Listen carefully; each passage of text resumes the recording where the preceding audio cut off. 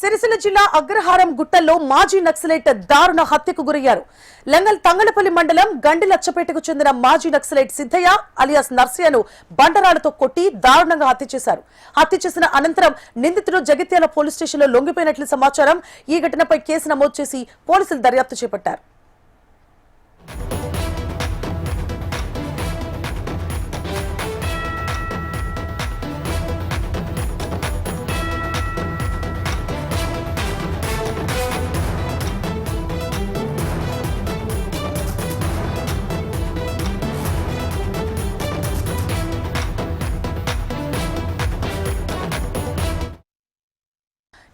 సిరిసిల్ల జిల్లా అగ్రహారం గుట్టల్లో మాజీ నక్సలైట్ దారుణ హత్యకు గురయ్యారు. తంగళపల్లి మండలం గండి లచ్చపేటకు చెందిన మాజీ నక్సలైట్ సిద్ధయ్య అలియాస్ నర్సయ్యను బండరాళ్లతో కొట్టి దారుణంగా హత్య చేశారు. హత్య చేసిన అనంతరం నిందితుడు జగిత్యాల పోలీస్ స్టేషన్లో లొంగిపోయినట్లు సమాచారం. ఈ ఘటనపై కేసు నమోదు చేసి పోలీసులు దర్యాప్తు చేపట్టారు. మరిన్ని డీటెయిల్స్ ని మా రీజనల్ కోఆర్డినేటర్ గోపాలకృష్ణ అందిస్తారు. గోపాలకృష్ణ.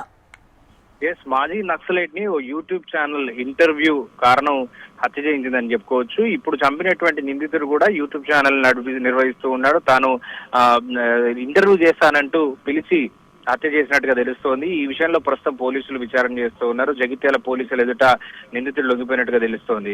సిద్ధయ్య గతంలో పీపుల్స్ వార్ లో పనిచేశాడు. పీపుల్స్ వార్ లో పనిచేసినటువంటి క్రమంలో ఆయన ఒకేసారి హోటల్ గా మారినటువంటి ఒక 10 మందిని చంపినటువంటి ఘటనను ఇటీవల ఒక ఇంటర్వ్యూలో తన షేర్ చేసుకున్నారు. దానికి సంబంధించి ఆ చంపినటువంటి 10 మందిలో ఇప్పుడు ఎవరైతే నిందితుడు ఉన్నాడో తన తండ్రి కూడా ఉండడంతో కక్ష సాధింపుగానే ఇప్పుడు చంపినట్టుగా తెలుస్తుంది. నాడు తన తండ్రిని చంపినందుకు కారణం చేత తనను చంపాలని నిర్ణయించుకున్నటువంటి నిందితుడు తన యూట్యూబ్ ఛానల్లో ఇంటర్వ్యూ చేస్తానంటూ సిద్ధయ్యను పిలిచాడు. దీంతో ఒక్కసారిగా అగ్రహారం దగ్గర తనపై దాడి చేసి బంటరాలతో మోదీ చంపినట్టుగా తెలుస్తుంది. ప్రస్తుతం పోలీసులు కేసు నమోదు చేసి దీనిపై దర్యాప్తు చేస్తున్నారు. సిద్ధయ్య పీపుల్స్ వార్ లో పనిచేసిన తర్వాత 2004లో లొంగిపోయాడు. ఆ తర్వాత క్రియాశీలక రాజకీయాల్లో బిజీగా ఉంటున్నారు. ప్రస్తుతం ఆయన బీఆర్ఎస్ పార్టీలో ఉన్నారు. బీఆర్ఎస్ పార్టీలో ఉంటూ రాజకీయాల్లో ఉంటున్నారు. జనజీవన స్రవంతిలో కలిసిన తర్వాత ఆయన దాదాపుగా పార్టీ కార్యకలాపాలకు దూరంగా ఉన్నట్టుగా తెలుస్తోంది. అయితే పీపుల్స్ వార్ పార్టీలో పనిచేసినటువంటి క్రమంలో ఆయన చేసినటువంటి హత్యాకాండ దాదాపు 10 మందిని పార్టీ ఆదేశాల వరకు చంపాల్సి వచ్చింది, బాధ అనిపించింది అంటూ ఇటీవల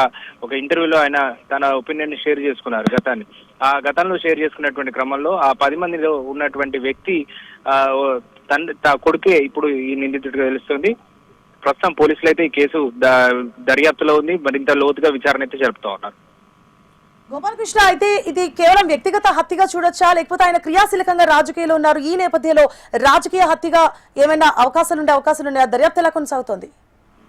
ఖచ్చితంగా ఇది వ్యక్తిగతమైనటువంటి కారణమే అని చెప్పుకోవచ్చు. ఎందుకంటే ఇటీవల తన ఇంటర్వ్యూలో సిద్ధయ్య చెప్పిన తర్వాత ఆ ఇంటర్వ్యూ కొంత పబ్లిక్ లోకి రావడం, ఆ ఇంటర్వ్యూని చూసినటువంటి వ్యక్తి ఇప్పుడు తన తండ్రిని చంపింది సిద్ధయ్య అనేటువంటి ఒక నిర్ణయానికి వచ్చారు. ఆ తర్వాతే ఆ క్రమంలోనే తనపై పగవించుకున్నట్టుగా తెలుస్తోంది. దీనిపై ఇంకా విచారణ అయితే కొనసాగుతోంది. రాజకీయ కక్ష దానికంటే యూట్యూబ్ ఛానల్లో ఇచ్చినటువంటి ఇంటర్వ్యూ కారణంగానే తను చనిపోయినట్టుగా తెలుస్తోంది. ఇంటర్వ్యూ కన్నా పిలిచి దారుణ హత్యకైతే చేశారు.